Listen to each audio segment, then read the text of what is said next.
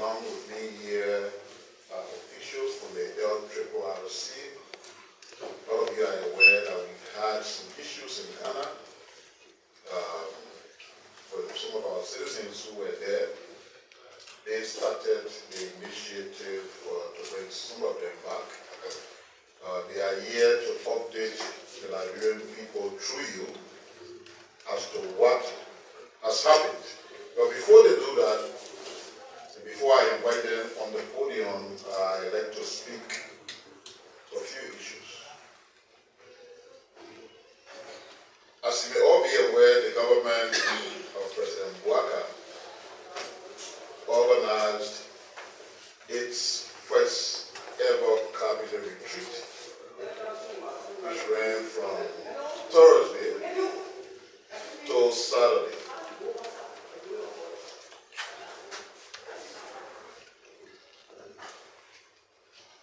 The retreat ended on Saturday, and we just wanted to update you on some of the conclusions that were made at the retreat. And let me give some of the background.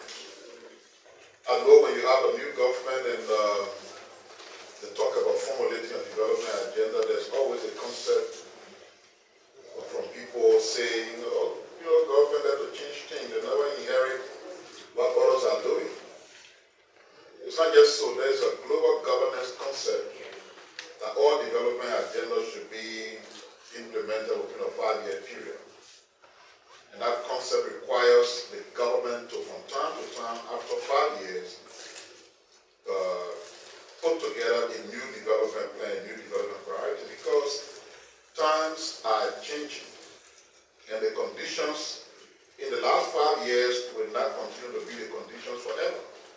And that's why it's a global requirement that you formulate new development agendas every 5 years.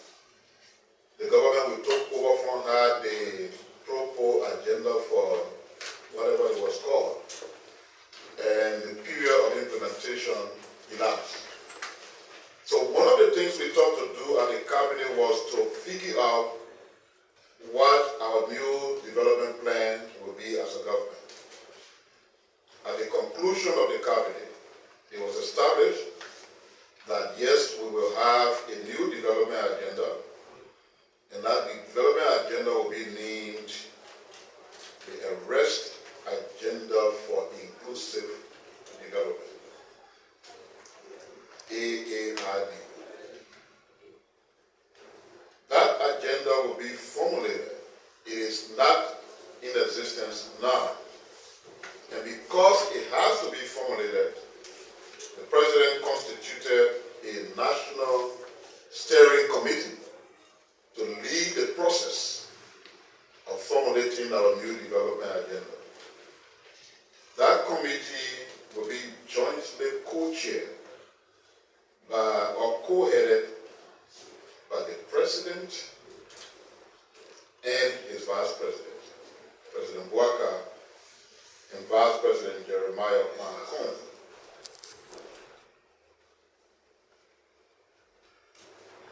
They would jointly chair it. And then the actual co-chair of the committee will be the resident coordinator of the United Nations system in Liberia, Madam Christine Omotobi. The Minister of Finance and Development Planning will serve as the secretary to the National Steering Committee.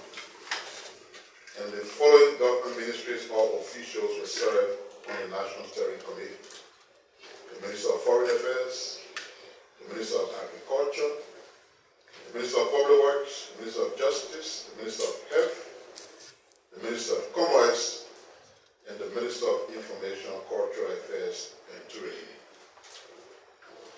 The civil society of Liberia will also have a representative on the steering committee, along with the Liberian Business Association, as well as another representative from the private sector. This is what the National Steering Committee that will formulate the Arrest Agenda for Inclusive Development will be. president also announced 4 additional subcommittees whose work will impact what the National Steering Committee will be doing. And the 4 other committees include a National Coordination Committee that will be headed by the Minister of Finance, the Technical Coordination Committee to be headed by the Assistant Minister for Development Planning and the Minister of Finance, and the Intersectorial Committee comprising of 11 sectorial working groups will be the third one, and the County Facilitation Committee, which will be comprised of officers from the 15 counties, will be the 4th subcommittee. All of these committees will impact the work of the National Steering Committee, jointly chaired by the President and the Vice President. At the retreat, the whole of government, minus the other 2 branches of government, were present. Cabinet ministers, their deputies, assistant, state-owned enterprises, heads of autonomous agencies and public operations were all present. One of the major things that happened there, in addition to setting up the National Steering Committee, was to receive different forms of updates on what had been happening in the government. Particularly so, we've been executing the first 100 days of the government. So we had to receive updates. Some of the updates, I'll just run through a few of them, or some of the notable outcomes that were portrayed by officials who were present as to what we achieved. Of course, the first one was the whole concept of no car being stuck in the mud. A concept that the President is very committed to. The Minister of Public Works briefed the retreat as to what has obtained, and as a cabinet we're pleased with the information that was provided to us by the sectorial head. We also received update as to what is happening in the water sector, and we're interested to know, after many years of not being able to have pipe-borne water in the city center of our capital, the Liberia Water and Sewer Corporation was able to update that retreat that we have restored pipe-borne water to the city of Monrovia. It has some presentation of videos, and you will see how citizens were responding to just having water, things that should be normal. Because no one lives without water, and you think water is something that everybody should have access to. Unfortunately, some of our people right in the middle of the capital of our country didn't have that for years. And the LRRRC was able to make that progress. We also received updates on what is happening with electricity. But the key point, or the key takeaway, is that before the aspiration of the tenure of President Waka, the electricity sector has said we'll have approximately 148 megawatt of hydroelectricity. Right now, you know, we're supposed to have 88, which is the capacity of Mount Coffee. We hardly got 88 coming out of it because of different issues. So, to be working towards having 148 just from hydro alone, not including the West African Power Pool, the CLSG, and other sources of electricity, is something that we look forward to. Then we got that briefing also from the electricity sector.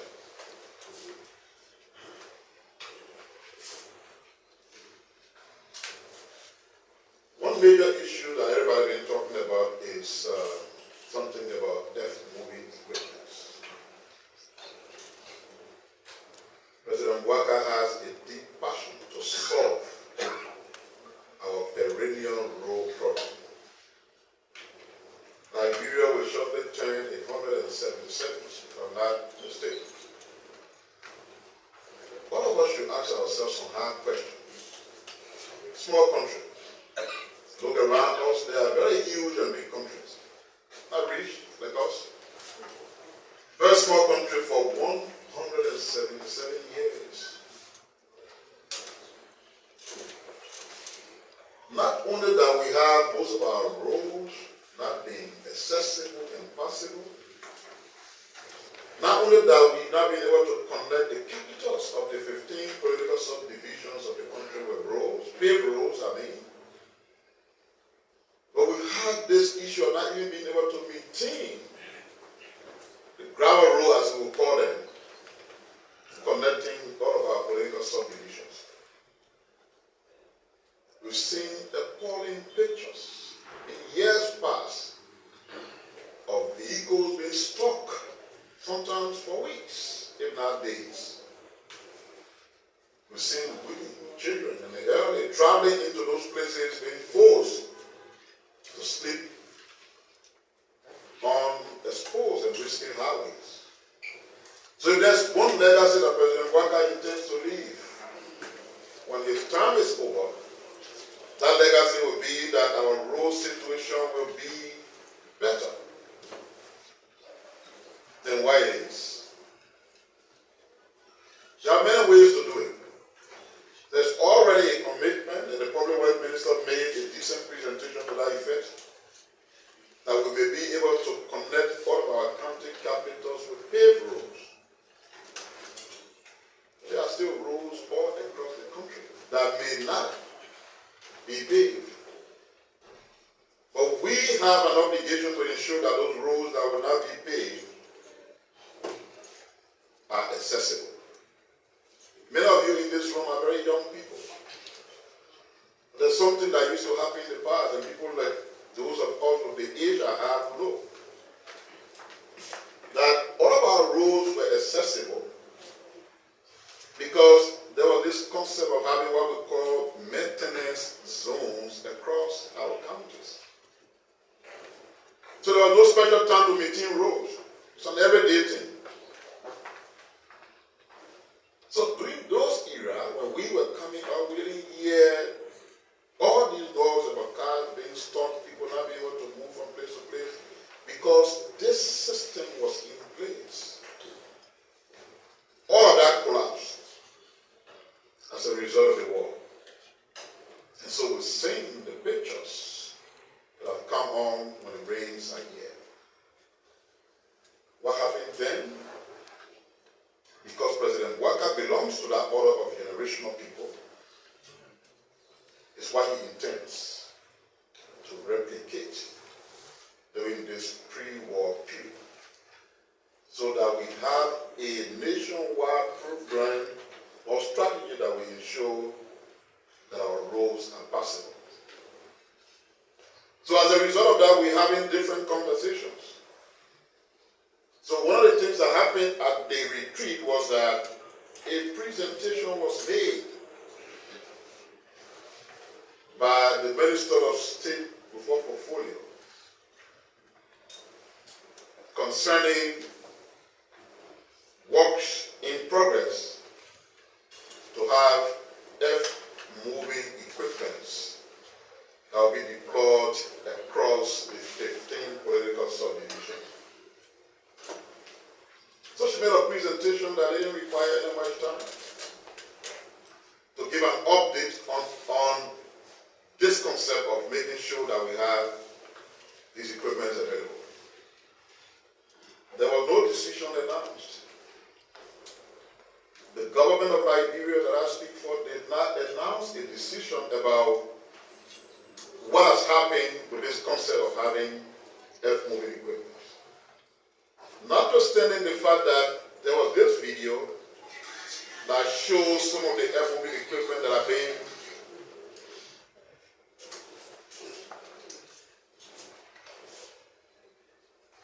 and then, after that, there's a firestorm. Everyone is talking. People are criticizing.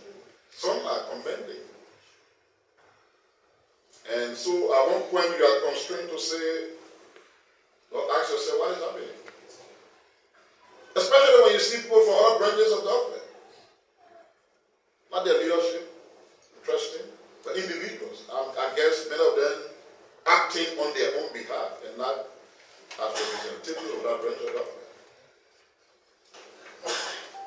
Talking about what should happen, what should not happen. What has come to you? That is serving as the basis of you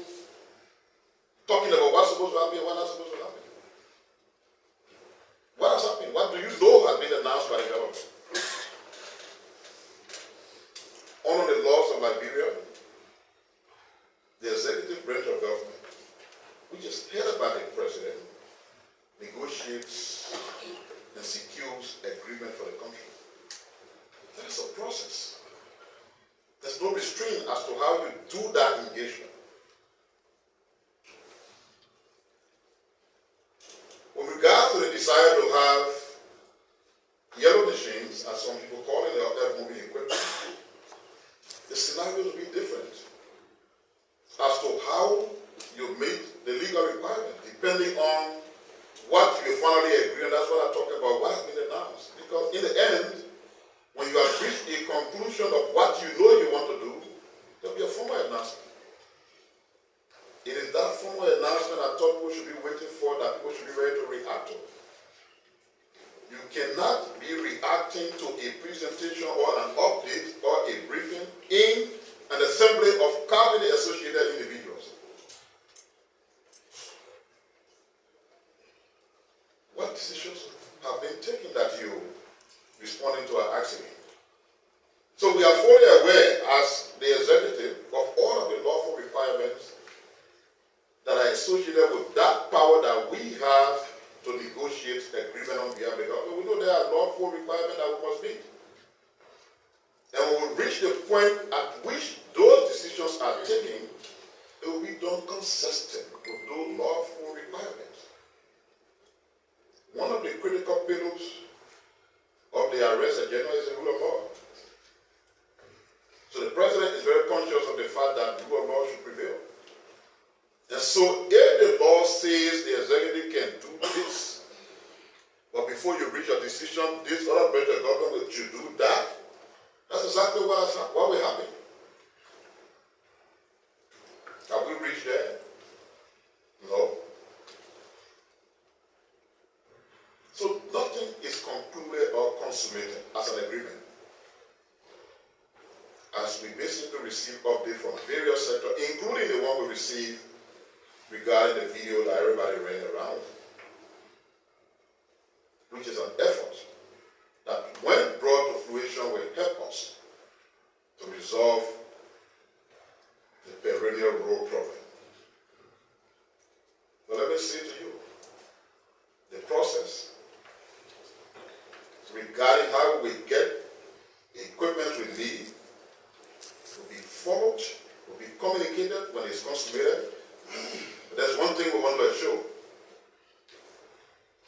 We will secure, following all of the legal processes that are required, if moving equipment, that could be the 285 that has been mentioned, or even more than that.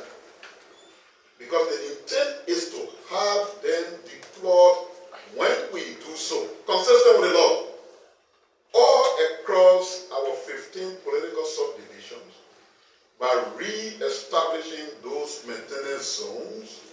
And what that will do is that day in, day out, in the night, in the morning, in the afternoon, during the rainy season, during the dry season, road work will go on.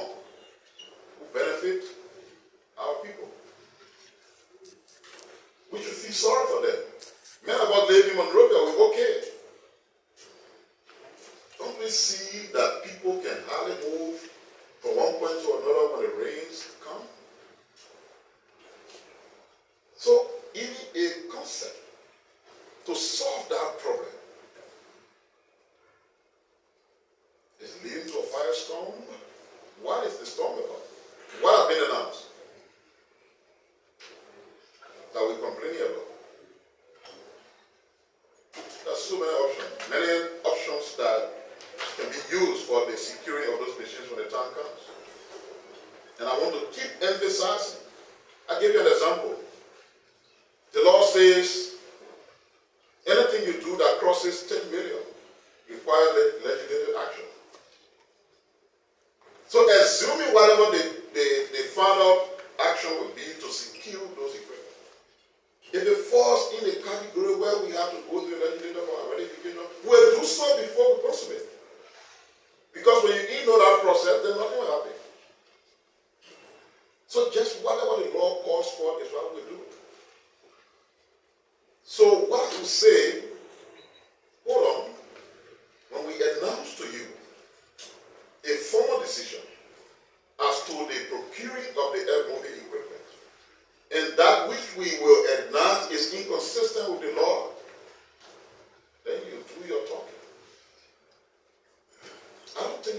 criticize everything. One of the senators, who's my very good friend, was on Facebook and said, I'm here now because I contacted two people I know very well. I contacted Minister Kia, I contacted Minister Gracie. I didn't hear from them, so I'm coming to this place for everybody. And I didn't believe that was fair. We got to be very fair to each other. This person in question sent me a message or text message. Minister, what is the issue with this moving equipment? I replied to the person, he called me. It is a serious governmental matter that we should not be discussing on Facebook Messenger. And the person did not call. After a period of time, I saw the message from the person say, oh, I called you 3 times and you didn't pay. And I told the person, if you are calling a number other than this, then that phone you're trying to reach was off. And I sent the person a number that I was reachable on. The person did not call, but went to social media. So if we had those back and back interaction, how do you say I tried to get to the person, I didn't get the person? You got to me, I said, call me through this video. Because if you message me on Facebook Messenger, you didn't expect me to discuss government matter on Facebook Messenger. So I gave you an easy power, easy copy, which didn't happen. Then when you go to social media and call my name and say, I tried to read your point, but I didn't get back to me, that's not fair. We should treat each other with respect. Especially if we belong to different branches of the government. Just as you demand respect, we too. And when you proceed like that, it's what about politics? And I'm not here for politics. I have said that this is time to work. If I were here for politics, I'll be responding to everything you see happening. Some people who know communication the way they know anything that the Ministry of Information will be running behind everybody, causing people whenever somebody criticizes us. I will not do that. And I don't believe necessarily that we got to be running behind everything we see on social media and responding. That's not the work of a Minister of Information. Our duty is to communicate what we're doing. And not as a reactionary force, responding to everything. Sometimes we listen to what people say. And for those who do so in good faith, and in the interest of the country, we listen to you. And if there's sense in some of the things you say, we take it, we make use of it. We don't have a broadcasting person said they were using it. But when we come and we have information to give the public, we come to give those information.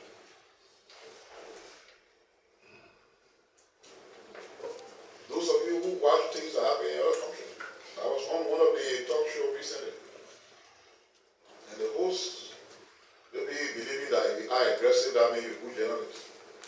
You don't need to be aggressive. When guests come on your show, is to have honest conversation. And you'll be asking all kind of questions. You say, because the men are the Minister of Information, so you know everything. And the question I'll get back to you one day, all the men will be Minister of Information, you know them. In the greatest country on earth, the United States of America, the press secretary, they don't have information minister, speaks for the government. But the press secretary does not know everything. That's the reason why when critical things are happening, sector by sector, you have a smart woman who is the press secretary at the Department of Defense. When all the defense-related and security issues are happening, he addressed them. And the Department of Treasury, the same thing. What have we done to replicate that? That's why we say one government, one platform.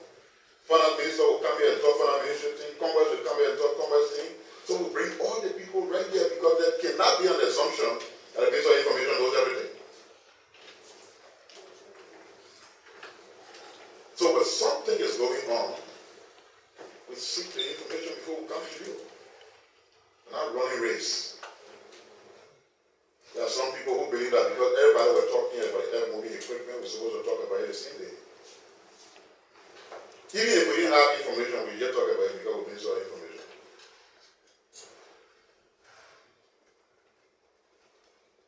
So, in short, we will get moving equipment for our roads. But the process processes that are needed for the acquisition are still in the works. And as we do so, we respect all of the dictates of the law as is required. We will not do so in an unlawful way. Our quest to solve a problem with our road situation will be achieved, but not in an illegal way. So all of those who are concerned, especially those from the other branches of government, please take your break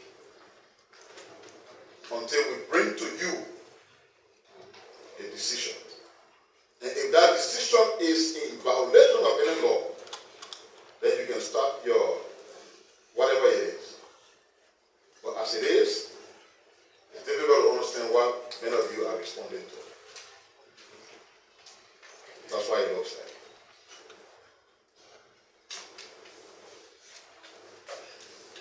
There is this issue about the former Vice President of the Republic, Madam Joy Howard Taylor, who has alarmed that she's afraid of her security because something took place. We reached out to the appropriate authorities and we've been informed that the Liberian National Police is investigating the situation and they will be able to determine what has happened. But before the incident, I think the incident happened on a Friday.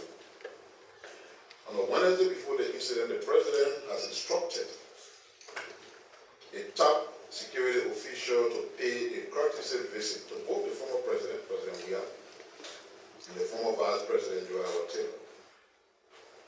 And the intent of that authorization from the president was for the security official to be able to determine how our two former leaders are faring, and if they have any concerns about their security and other issues, so that they could share with them, but also to assure them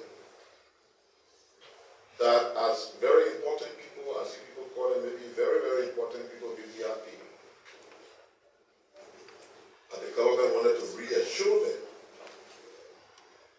of protection, to ensure that as former officials, former leaders, that they are safe in their own country, because that is an obligation any government should have to the citizens, particularly former leaders.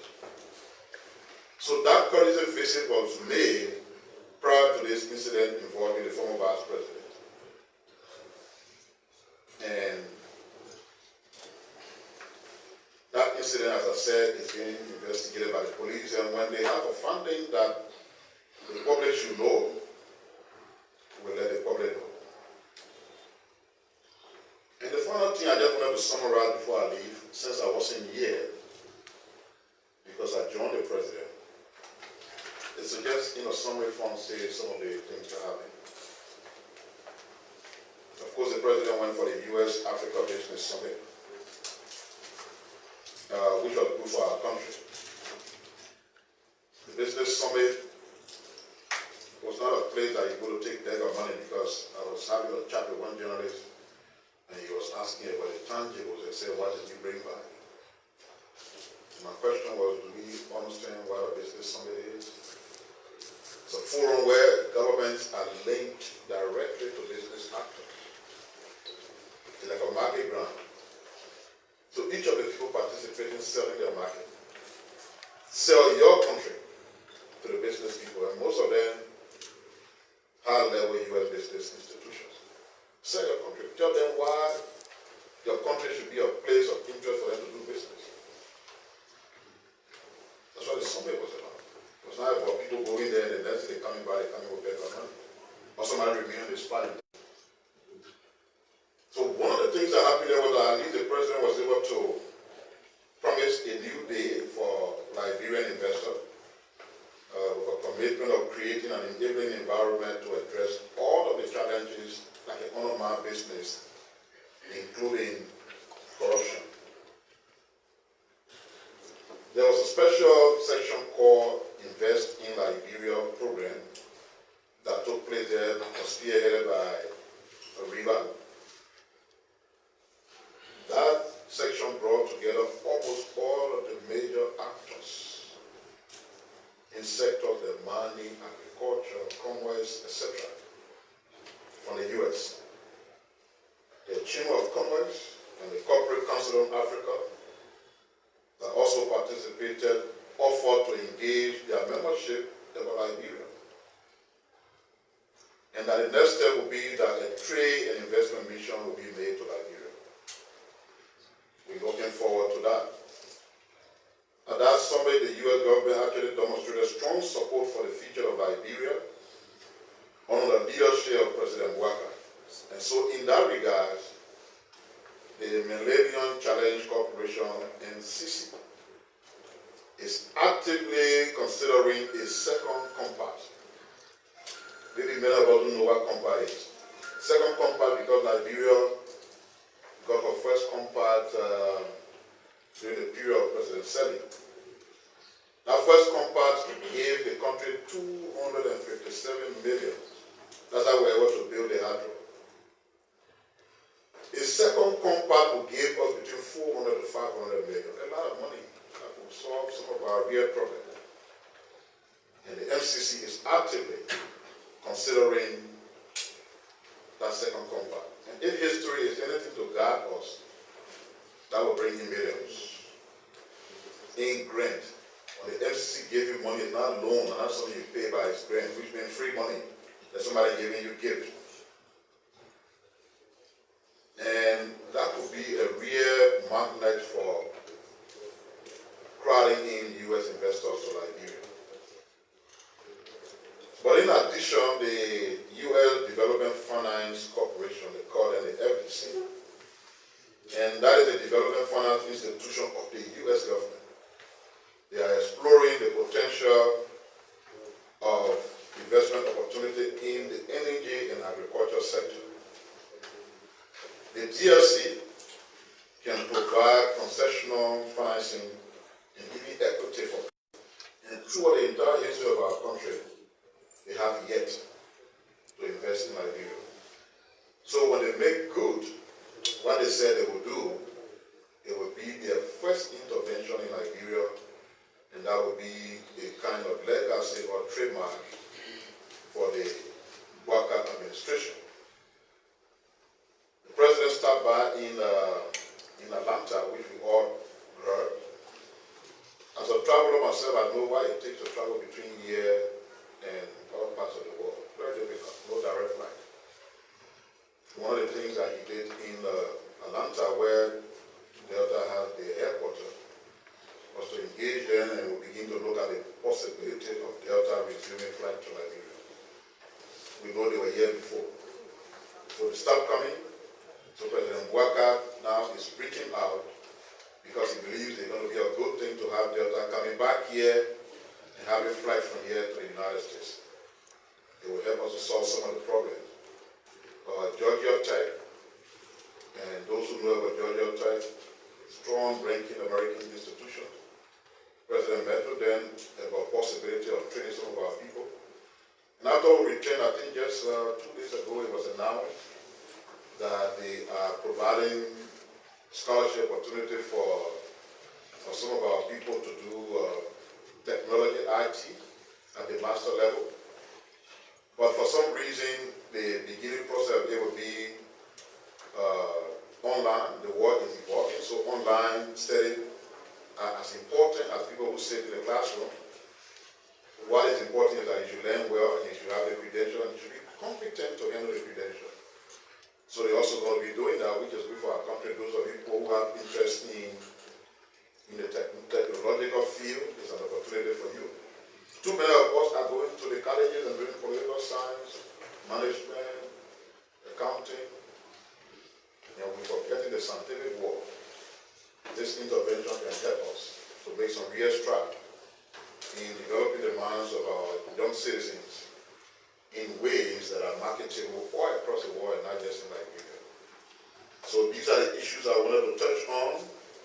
You will have the opportunity to ask further questions when the time comes, but I just wanted to now now take this time to invite to this podium my colleague, Patrick Woolsey, who is the LRRRC, to make a presentation.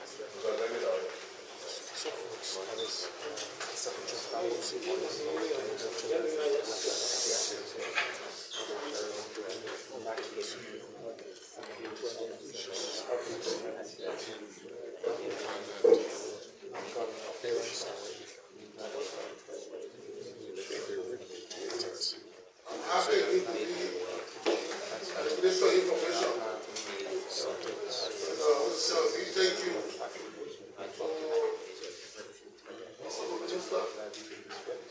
for allowing us to use your platform to speak to our people at home and abroad.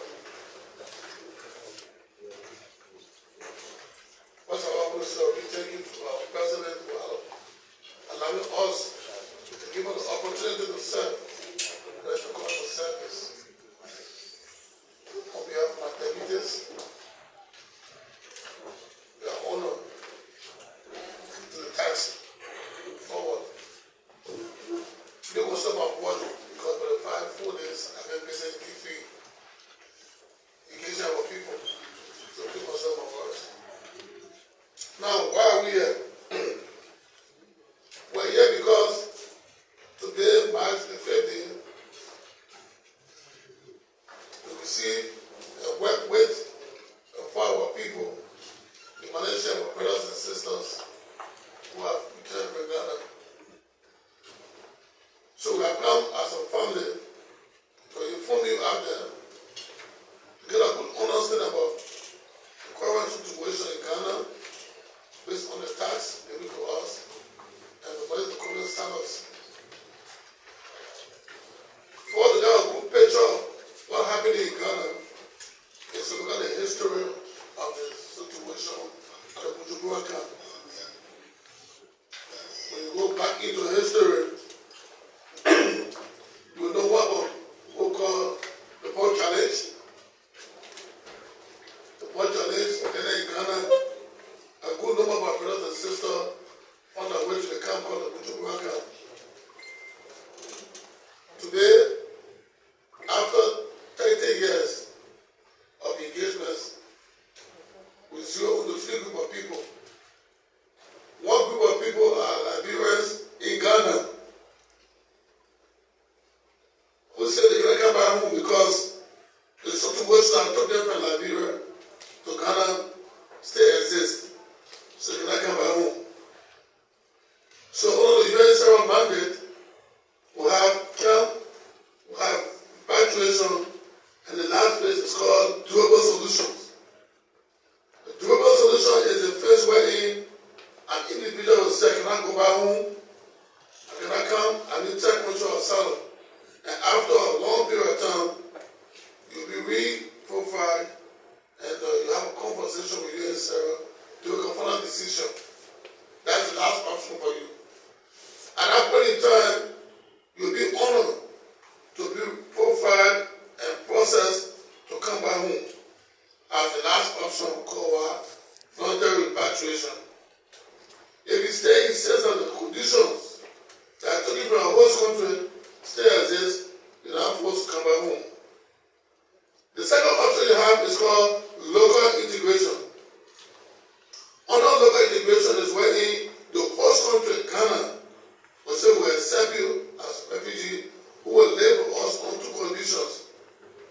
Either you become a resident holder or citizens. And they give people to live there as long as you live in Ghana. Or you stay and naturalize in Ghana. That group are called local integration families. The third group of people we're referring to are those who say, we call it family reunion program. Your brothers and sisters, your brother call you and say, oh, John Brown, come Ghana, come Ivory Coast, go Guinea, go Sierra Leone. We'll send for you. It's called the USA Family Reunion Program. They get P1, children sleep for pa and mom. P2, brothers sleep for wife, sisters and parents. And P3, parents sleep for children. So the programs do exist in Ghana. P1, P2, family young program, the recent event program, and the local education program. After 30 years, the USL keep up what called the cessation clause to say that the conditions that led you to come to Ghana do not exist. So you have an option to come home or go back, or you stay and live in our country. And this is the final decision from the UNHCR. Good number of our brothers, 40,000 plus manus, were repatriated from the UNHCR. Good number of them came and they went back. Those who went back to Ghana are not refugees. They went back to Ghana for two reasons in search of better living. So they are referred to as economic migrants. The second batch of people are those who say, okay, I don't want to live in Liberia, but I'll be integrated in Ghana. But since I started living in the Bujumbura camp, it's about time that I reside in the Bujumbura camp. Those group are local integration family living in the camp. Now, all the composition of people do exist in the camp, and we have almost close to 30,000 still around the area, in the camp and the surroundings. The land situation in Ghana is not like Liberia. The families and the traditional people own the land in Ghana. So as a government, you engage the families and the traditional people for land. Under the arrangement of former President Jerry Willing, the arrangement was made that they went and requested for the land for the traditional people to enable us to receive our brothers and sisters on board challenge. And they were accepted to live in the camp. After all these years, the people said, we need our land back. And then, unfortunately for us, our the government of Ghana, they're going to elections. So you know what it means for traditional people to reach both traditional people behind us as a government, want our land. So they are also challenged, facing there also. They put you on a timeline to have their land back, and they insisted to have their land. That process started down last year. On the last administration, places were made to Ghana. They have a conversation with the Ghanaian government, and they agreed to profile with people. 1,539 Liberians were profiled. And as of this year, they will bring them back home. As a result of the transition coming up in our government, the traditional leader keep on insisting that it's about time they take possession of the land. And because there was a little bit of delay, the force was by the wait for the court and sort of move into the camp to bring down the houses to clean the land. The government is a government that's responsible and is concerned about human violation of people at home and abroad. Quickly organized a quick team, have the Minister of Foreign Affairs, and we made a visit in Ghana to go and negotiate. All efforts were made by the Liberian government to ensure that we extend the time to give up enough time to play logistics to bring back our people from Ghana. The Ghanaian government and our government agreed after all diplomatic arrangements that by the end of May 31st, all Liberians should leave the camp. So, this is what we have right now. The case law, they are in the Liberians in question. They are from the 15 counties. So, your brothers and sisters from the 15 counties are in Ghana, Bujumbura. Our team head of my deputy and Minister Jiri Amma made a visit to start to create awareness while we are on the ground trying to identify the sites and set up the structure to receive them.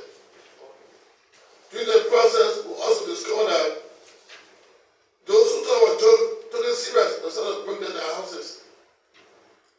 So all our breakings in Bahamas have affected. We are also at risk. When it comes to come back home, so the more increase from 1,539 our profile last year to 4,200 back home by the end of 1 May, April 31st. So as a government, we said, well, let's start the process. We start bringing back our people, and then we can negotiate with the government of Ghana to give a little bit of time to make sure that we bring back our people. Under migration law, they talk about safety and dignity. The government of Ghana has signed and ratified those international instruments. The IOM near Liberia is aware, the UNHCR, the one UN, they are also aware. So, at the humanitarian level, we are also engaging to ensure that what we can do to support the process. Once our government, we wipe our stomach, we watch our back. He will explain to us what transpired in Ghana, and I will pick up from there what I have up to date, and with the blessing of the minister, will ensure that we have a bus to carry all of you people to Ghana, or one can take carry and go and interact with the people. We're going to bring back home the first batch of people, 770, save them in Liberia. I'll call my deputy who will give you a little insight of what transpired in Ghana.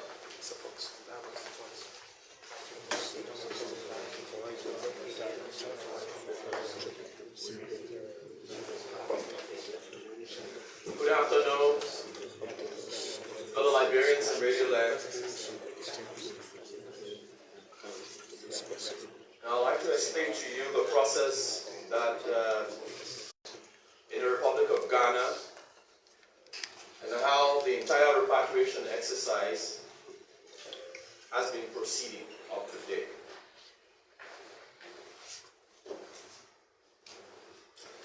Like the Honorable ED explained on the 6th to 11th of April, the Deputy Minister for Foreign Affairs and myself had a delegation to Ghana to negotiate with the Ghanaian government to extend the time of the repatriation process of Liberians who were living in the Mudugura camp as former Liberian refugees and those who were locally integrated into the Ghanaian society but did not have the opportunity to make life.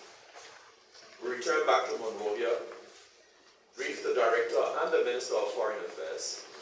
The Minister briefed the President, and we were asked as an institution to work together to bring back Liberians in Ghana between the 1st to the 30th of May.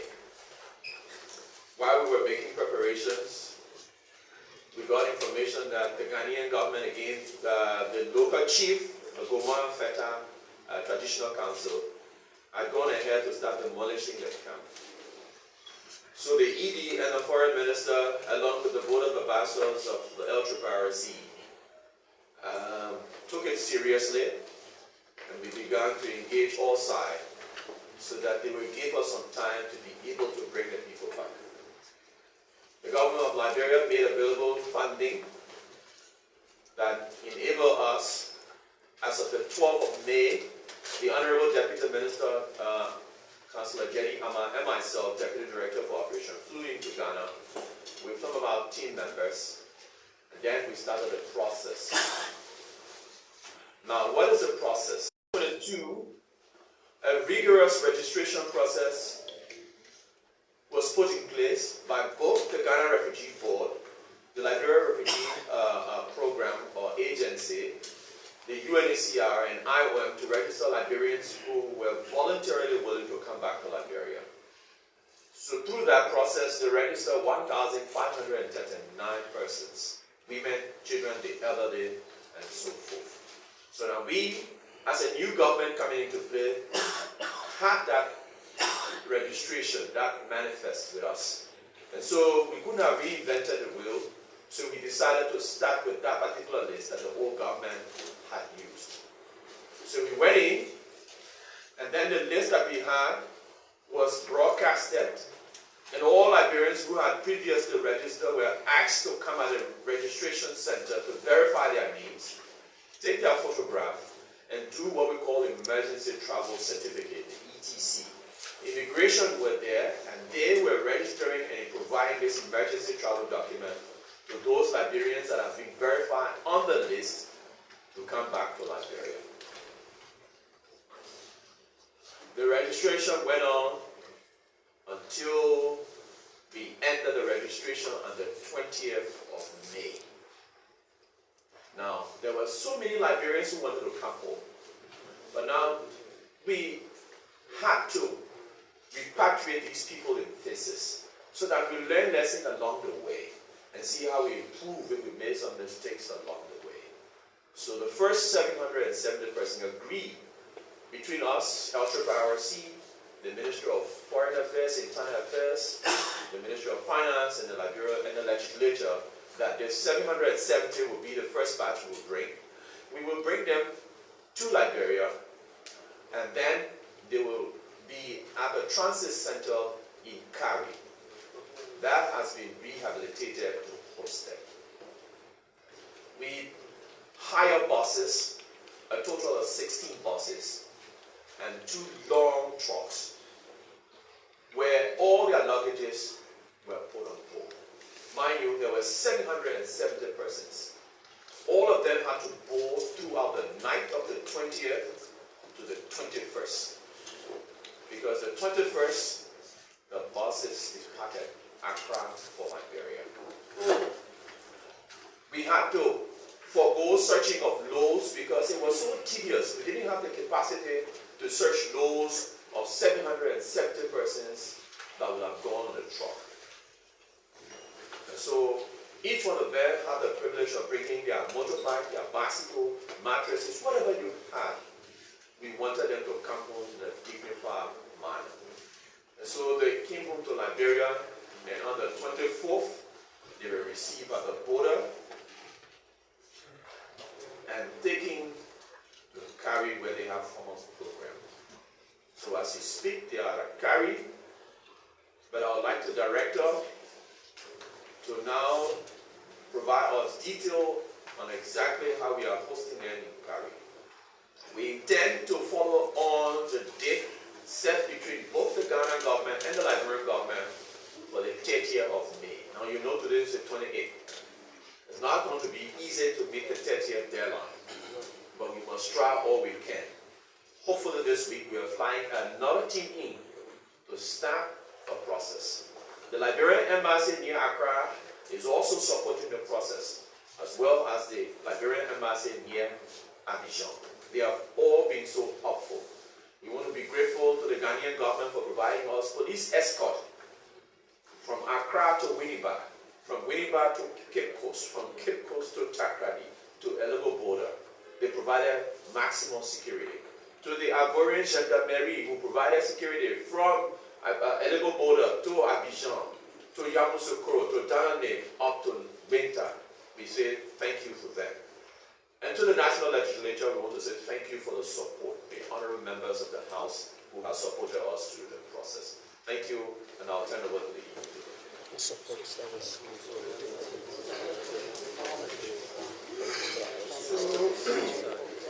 We want to say thank you to our officers, and about the IG himself, and led the convoy for the local border up to Kari, all counted. We have members of the TEA and the Joint Security who were in full attendance. At the border, they went through the formal screening and they transited in Sanukole, had lunch, and then refreshment, and then the convoy moved into Kari. Kari, where you had all Bangladeshi headquarters, was being structured to host our people as a transit village. At the transit center, we have a capacity to host 800 persons. We have bathrooms, children playground, we have warehouses, we have counseling centers, and the civil revenue are those things that have set up a place. We have a center manager, we have caregivers, we have watch distribution team, we have activity leaders, and we have the council of electricity agents. Those structures are in place, and how we run the center is that in the morning hour, they have that verified the 4 times a day. Okay? I said with 3 times a day, but then like, and I helping us. So move on to 4 times a day. Okay? And then we also have counseling session. Okay?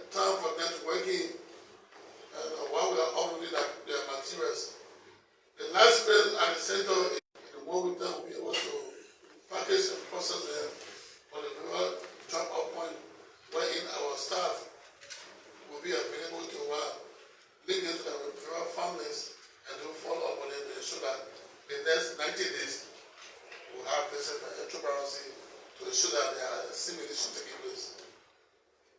So that's how the structure looks like. When the field you see for yourself. But I've been few challenges and want to take ownership of that. The case law we brought in the country, 60% are good people. I must say openly. And I have to work as a government, as for people to work with them.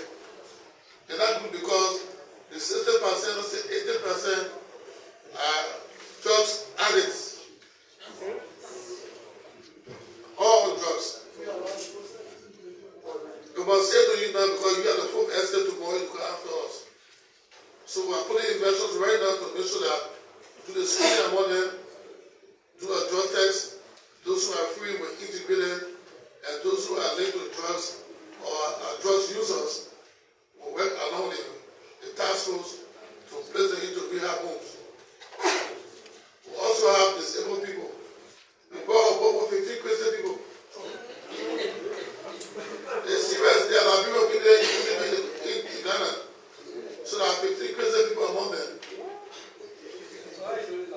So we'll make sure we contact the Graham Hospital to make sure that we transfer them to the centers.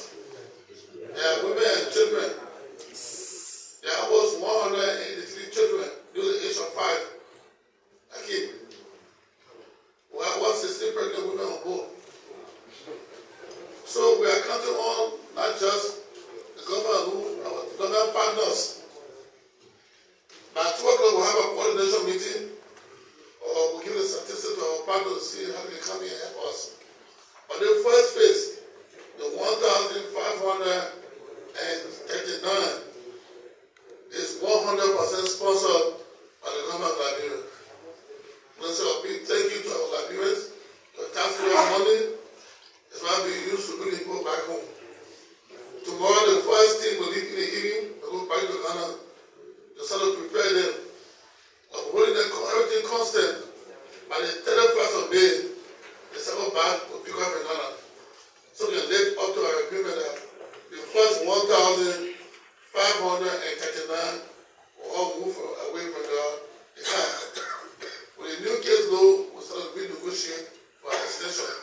But as promised in our conversation with the Ghanaian government, we agreed that by the end of May, the 1,539 will all be repatriated to our country. And when they live up to the rules, and you show that that case law, piece of our next week to be here for the more ends. Thank you. We'll step up with that question.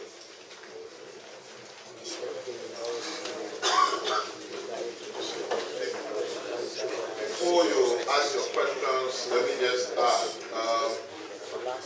We consider all of you who covered the executive mansion as journalists to be part of one family. You see like part of the bigger family. So it is important for me to let you know that as we are making efforts to transform the ministry, a very difficult challenge considering that we are not among the institutions that are seriously budgeted for. There are others who are bent on undermining the progress we want to make. So I just returned to the country and they chose to welcome us in a very terrible way. My office was broken into, and between the weekends of Friday to Sunday, and the valuables taken away. Interestingly, that was the only office that was broken into. The police was called in, and they are investigating what happened. This ministry has security personnel who are on government payroll, not private security. And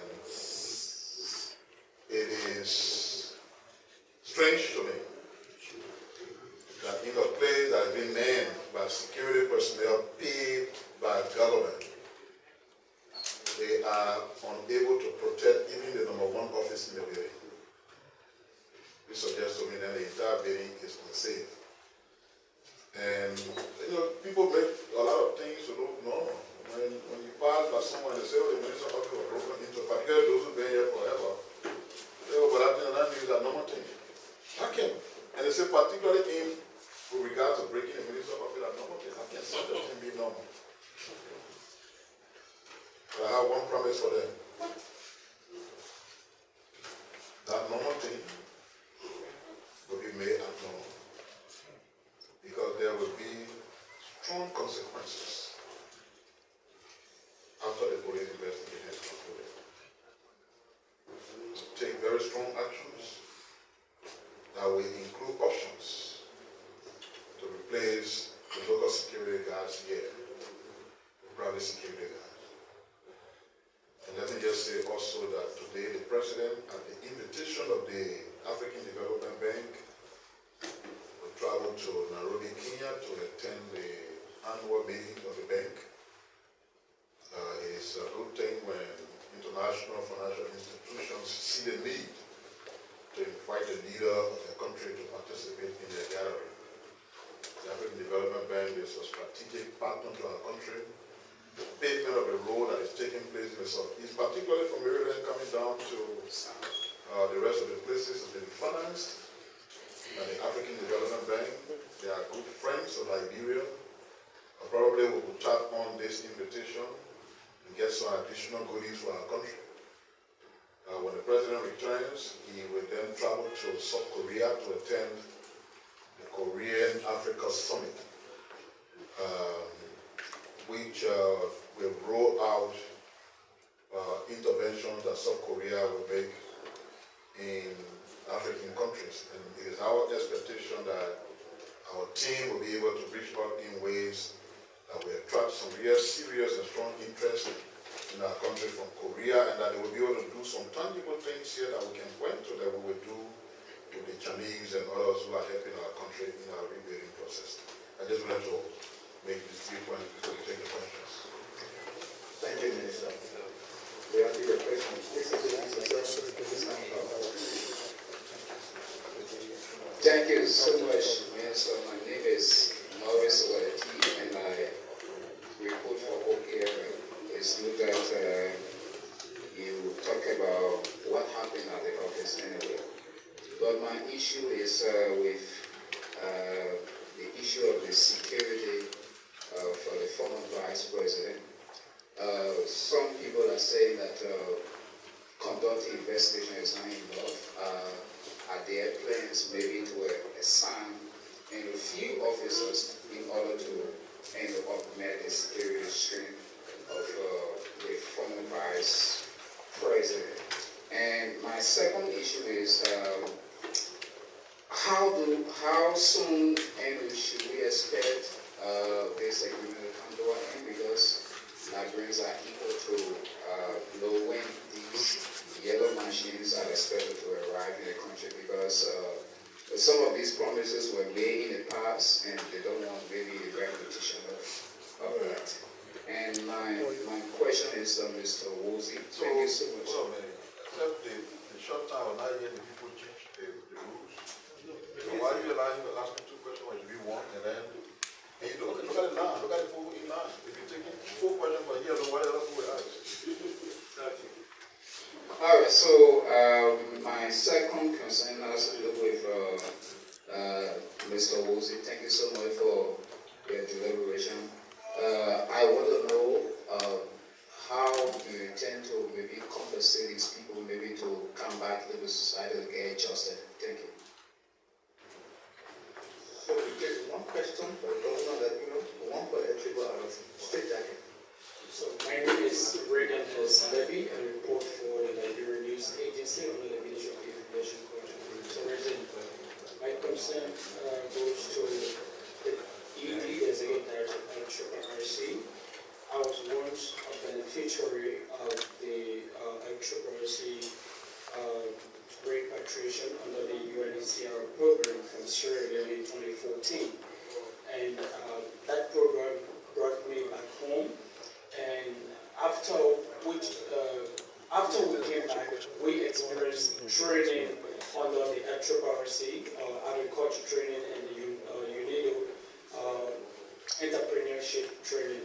So my question has to do with those training. I mean, those people who came back, are there plans by your institution to provide basic training for those returnees in country? Thank you. My name is Denise Nipson, and my question is to Minister Pia. My question is, when will the machine arrive in Liberia, and what type of road work will government be doing? Is it paving or reconditioning? Thank you. Thank you so much. My name is Strokol Flammer. I report for Spoon FM, Spoon Network. My question goes to Mr. Wood of LRRRC. I am concerned the repatriation program is quite good for people, but there were reports that all of Liberians agreed to be integrated into the Ghanaian society. You care to tell us how many are going to remain there and how the process is?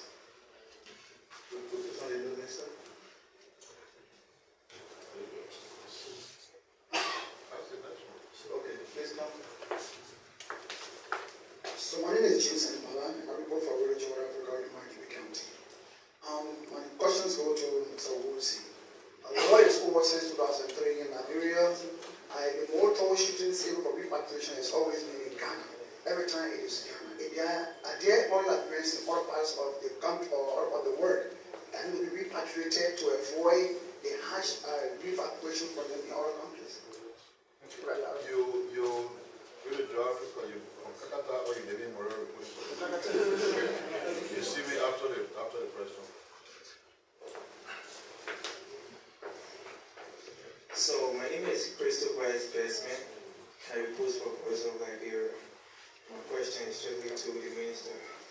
Mr. Minister, the Minister of State will have portfolio in social media posts announced that a South African businessman named Robert Committee, who has been involved in several corruption scandals, allegations, is the main dealer behind the 235 yellow machine after several international media outlets provided several corruption reports on this businessman. And some of these media institutions were the online channels news, the City Press News, and the Town Plan News. My question is, if the government is not doing business as usual, what should the government get involved with such character? Thank you. What's up with you? Okay, my name is Praton Singh, and I report for the Children Independent newspaper. So do you care to tell us how many Liberians remain in Ghana to seek citizenship? Thank you. You see, Mr. Minister? Please come. Declare. No, not you. Sorry. Yeah, to LRRRC. Do you care to tell us the number of persons who remained in Ghana to seek citizenship?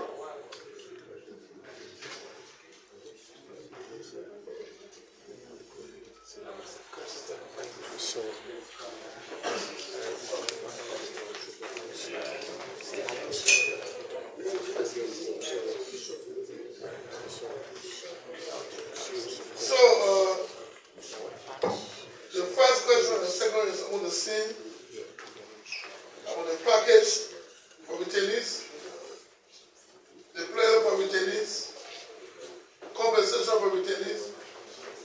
The program has phases. Phase 1 is to profile and package them by country to know the country of returns. Phase 2 is to mobilize logistics that will help us do what we call voluntary repatriation to bring them back home. Phase 3 is to move them from the borders into the transit center. And phase 4 is from the transit center of origin and link them with their families. Phase 5 is the reintegration phase.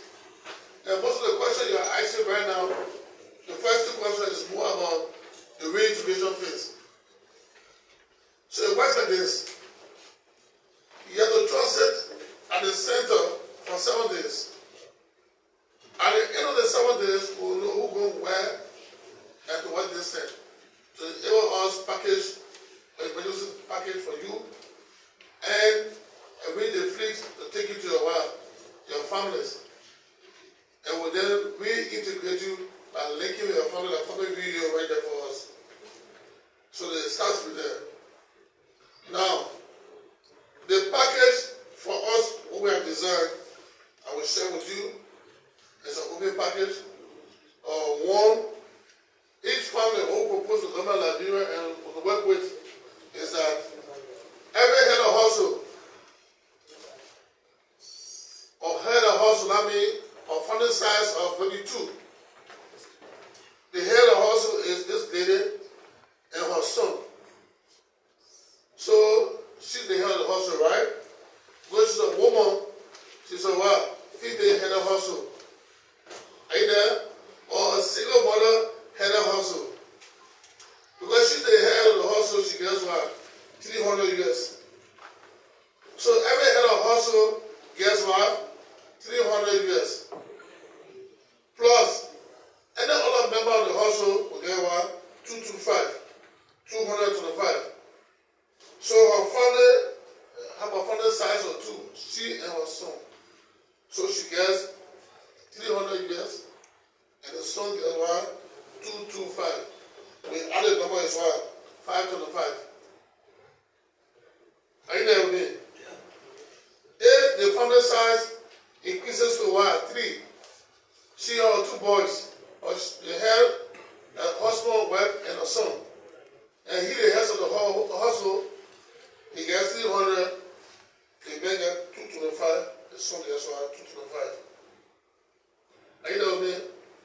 At the first phase, the cash attached to the package.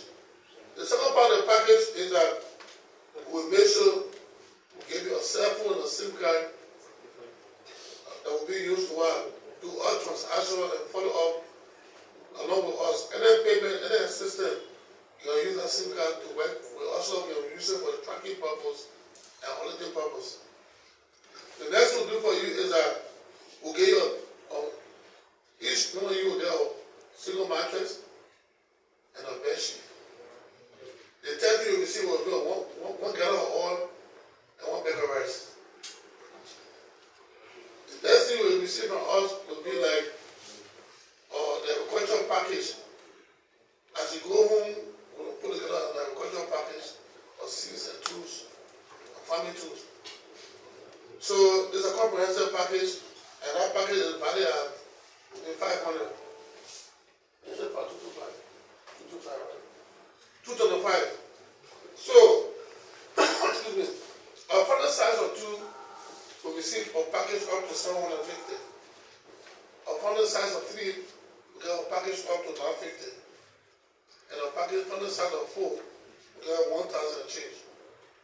But what being constant is that the non-food item, non-cash item, which is 225, is constant.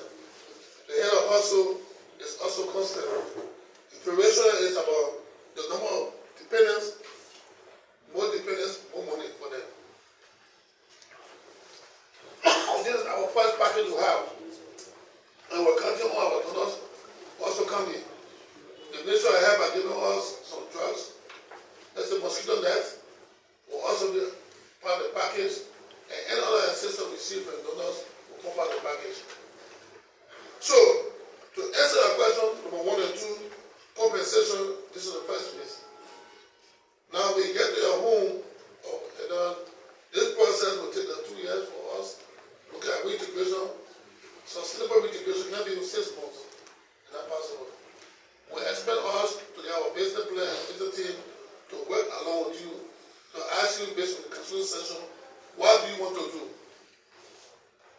Part of our rest agenda will ensure that every person on our list have a farming tools. Whether you like agriculture or not, have a bag of garlic. Because it's part of our agenda, the arrest. So you can do a bag of garlic, or you can do a farm. So you have to get our farming tools. It's compulsory to get each of them a farming tools. The next thing is that someone do business. You can do agriculture as a business, or agriculture as a food security. So we'll be engaging them through our landlord department to ensure that come on, what are we going to do? In terms of business, there are good number of them who want to do business. In the counter of return, we try to promote called peaceful coherence and assimilation. So, every 10 members of the host community and 10 returnees will be paid to a group of 25, 50, 30 to form them into a village civil association, and then we'll get them one shot grant. Okay, we'll do a proposal to submit that. And then we're also working on NFAA. We just submit a proposal to EU and FAO and WFP, so that while they're doing our work, they'll have access to our draft feeding. Our draft feeding programming is the rice and the burger wheat that is not cooked. Okay, to help sustain them while they're doing their farming activities. So these are things we are working on. The children is my concern. I came out a little girl on the camp in the center. She's 14 years old, in love grade. And she said to me, Papa, the door I bring on now, we still go to school. I really touched me. So we'll be engaged in the Ministry of Education to see how we can work with the team that going back tomorrow. Our team going to go back tomorrow to make sure that all those who are addicted will get a transfer as quick as possible and they can continue their education on this side. And then we'll ask the government to help us. All of the partner, other institutions, as scholarship to help the children go back to school. There are some guys that pay on the kids and say, oh, remember I train now, and we make sure I do my business. So we'll also help them. We'll do referral to the agencies and the institution. The Ministry of Human Schools will strengthen relationship and we'll do some referral. Women and children, the Ministry of Gender have the function, they have social protection funding lines. We'll refer to them. We'll get CIWEL and Transformation International and Openness Room have agreed to sponsor some of our children, about 100 of them. CIWEL is supporting them in integration also with scholarships. Now, what we're going to do at the end of the exercise is to ensure that all the group of people are assimilated into society as people coexistence, and within a period of time, they are moving on. One group of people are those who are families. There are about 300 that I know of to date. They don't have a home in Liberia, no family, no relatives. So that group of people are concerned to us. The good news we have is that under the UNHCR sponsored local education project, we have houses in Sinje, Teni, Sastan, and so forth. Those group of people will also have access to those structures to live in. I think no more Liberians in other areas, yes. We have agreed on the Papa Diaspora Support Unit. So in other parts of the world, we have similar situations. We will work together as a team to make sure that we address the issues. Thank you.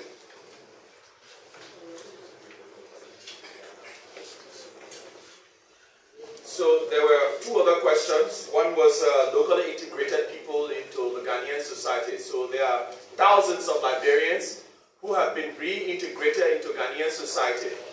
There were some sticker issues with some of those people. In their passport, there was something written in their work permit that says they do not have the right to work for any other institution while they were locally reintegrated. So we took that up with the Ghana Ministry of Foreign Affairs, and then they said we're working on it to change that from within the passport. So some of those things even cause some of our people to say, look, we are locally integrated, but we can't find work. You find work and you carry a passport, it's written inside it, you can't work, and therefore we don't have jobs, so we need to go back home to Liberia. That's the reason why you have the number of people coming back home swearing off. Another, he emphasized the guy from Joy FM. Currently we are talking about Oman. There's a situation in Oman, there are Liberians in Oman. We're discussing it with the Ministry of Labor and the Ministry of Foreign Affairs, how we can handle that situation. South Korea also, Gambia, Nigeria, and even Sierra Leone. We had a communication from Sierra Leone of 500 Liberians who are willing to come back home because they do not have the hand. Those are things we are working on right now. Thank you so much.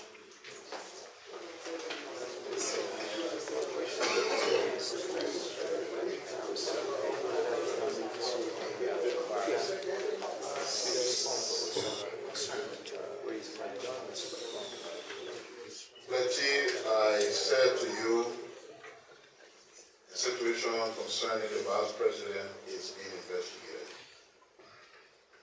I cannot continue to make false statements on an issue that I said is being investigated. The question also about additional security, the vice president is not without security. I remember the police director telling me earlier today that I think 5 EPA officers are assigned to her, along with a couple of police officers. So it's not a lack of security. And if they finish with their investigation, they have their own ways of assessing the security risks associated with ERBs. I'm sure at that time they will make a determination as to whether they need additional security. But let's wait for the conclusion of their investigation. Definitely equipment. When, if you follow the concluding comments that I made on that issue, I said, and I would like to restate. In short, the government of Liberia under President Walker will get moving equipment to re-establish the maintenance zones.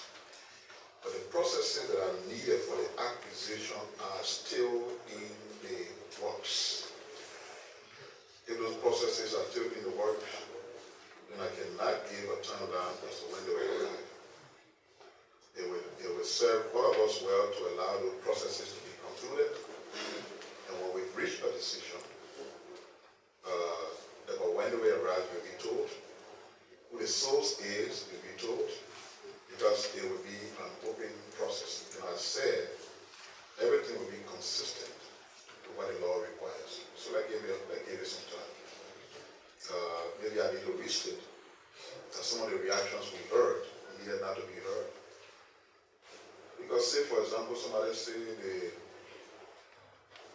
some kind of bill is before the legislature to bring certain rights that we consider culturally unacceptable in our society.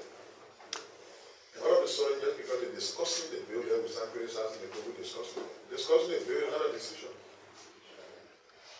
What we criticize it? When they pass it, they want to show our opposition to the passing, then we criticize and condemn. Because there's something that's being done that you criticize. In this case, that's far from it. And I thought that's what I said, and we should just leave it as that. What work would be done on the road? And I was asked by Denise. I know the director for public affairs was asking her to call where she works. She didn't want to say Denise should be working for the DOA. And I know so because she called me yesterday, right, to talk to me on behalf of the DOA. I told her with me here. Very bad. I'm already outside. I said, oh, you're coming to see. They didn't talk to me. So it's good that you came, Dennis. You're a smart lady. And I think the fact that I told you to come and you decided to come shows how serious you take your work and how humble you are. Thank you for coming. But it's going to do a variety of work. The nature of equipment that will be brought will be such that it can do all kinds of work. And the reason would be simple. Sometimes we want to work on certain corridors, for example, with concrete cement. Some of the equipment will do that kind of job. Most of them will do maintaining the gravel road as for them, maybe like those dusty road. They will be working on them in a way that even if it is raining cats and all, cars can still pass them, like be passing on a paved road. Those are the qualities of equipment we're talking about. Notwithstanding some will be useful to even pave roads with quota. You know, and that's why you see what we're projecting, what we want to do, the quantity. And you know, this is revolutionary. I sometimes sit down and think about our country and say, in the name of politics, even things that will change the life of our ordinary people, do not even give space and we want to give it political honor to it. Who honor this song? Say to me between 16 to 20 F moving equipment. Assigned to Bakulu County, one of the places that still don't have paved road.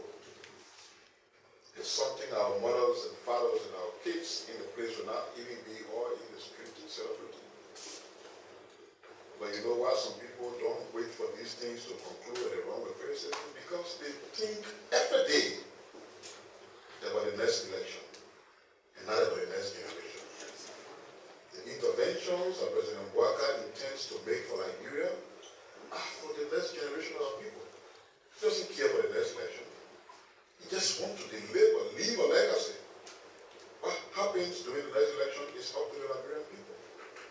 They elected one government 6 years back. They elected another one. They can elect a completely different government far away from the other people. That's not anything that anybody should worry about because the source of the authority we all have is the Nigerian people. But when they give you a chance to serve, focus on government. Leave the next election issue, maybe until election day. Interventions, do not consider the next election. But those who focus just on the next election will panic.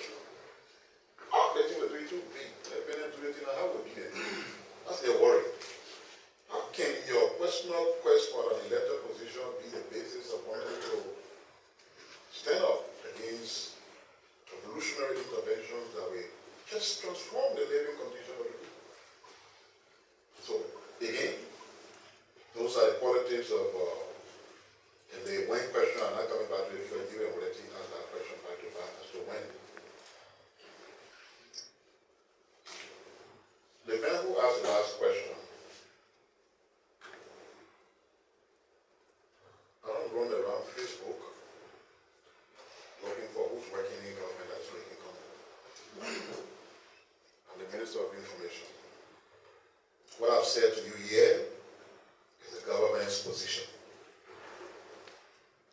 If you don't want to listen to it and you're looking for who posting on Facebook, who writing well on Facebook, that's a choice you have to make.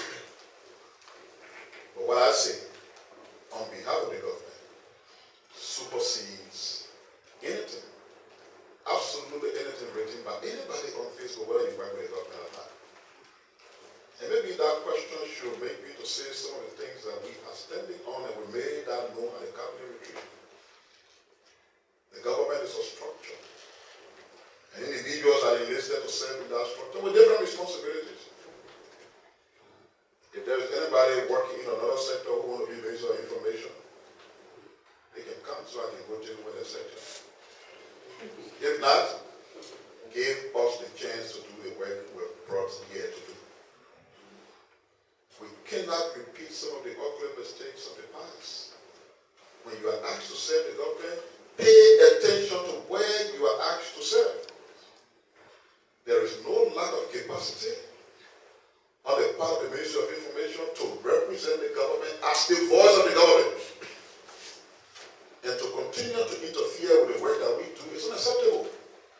And this is something we're going to make clear over and over and over again. I was not at the cabinet retreat on day one.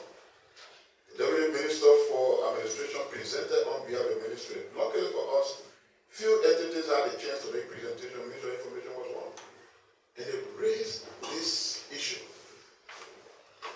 Don't attempt to do what is not your work. Focus on the task given to you. And I want to enjoin upon all of you members of the media, don't take things from individuals working in government and run with it, for they will not be a representation of the position of the government. Take it from here. Until something happens, and I'm not here, I am that authority, and I'm with my team to speak on behalf of the government. Is there a question that was left out? Is there a question that was left out? No, sir. So, it's good that we abide.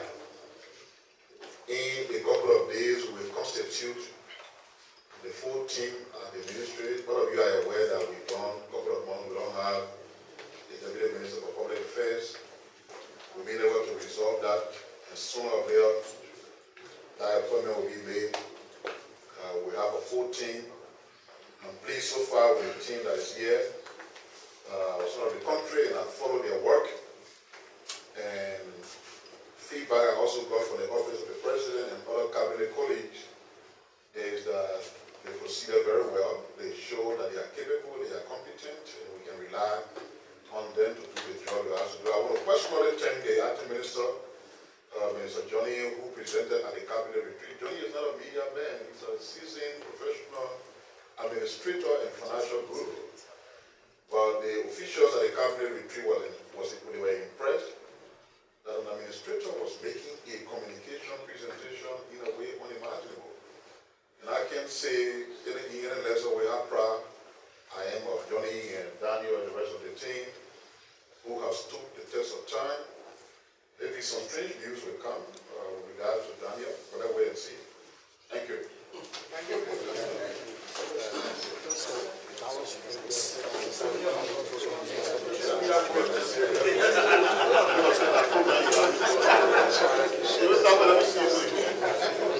I'd like to say thank you so kindly for following this platform. My name is Joseph Kepula. Join us this week Thursday for another edition of the Ministry of Information, Culture and Affairs Regular Press Briefing.